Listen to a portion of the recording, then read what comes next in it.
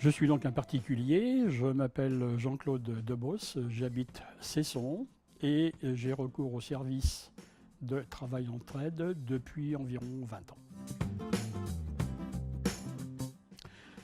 Pour plusieurs raisons, parce qu'il y a 20 ans environ, les possibilités offertes dans ce type de service, les associations ou des entreprises étaient peu nombreuses, d'une part.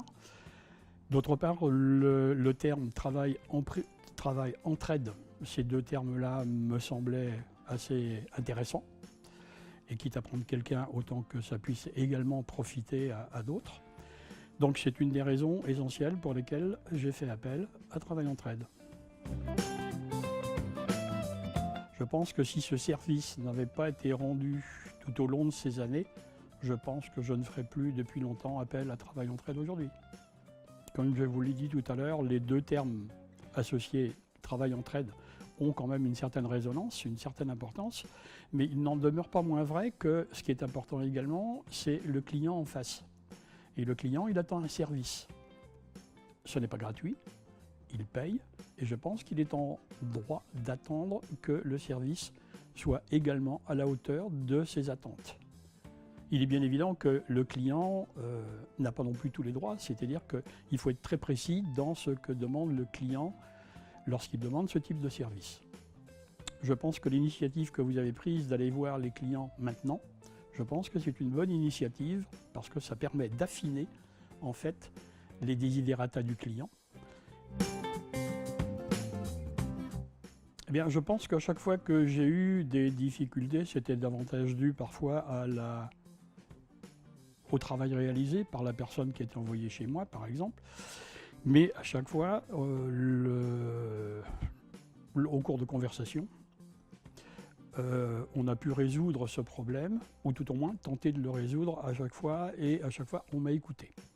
Ça, c'était un point important pour moi. Je crois que le mot clé également, il est là, confiance. Si je n'ai pas confiance, il est bien évident que très vite, je vais me retrouver dans une situation où je dirais non, ça ne va pas.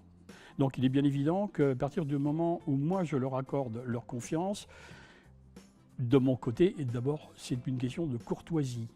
Restez courtois avec les gens qui viennent travailler chez vous. C'est la première des choses, enfin à mon sens.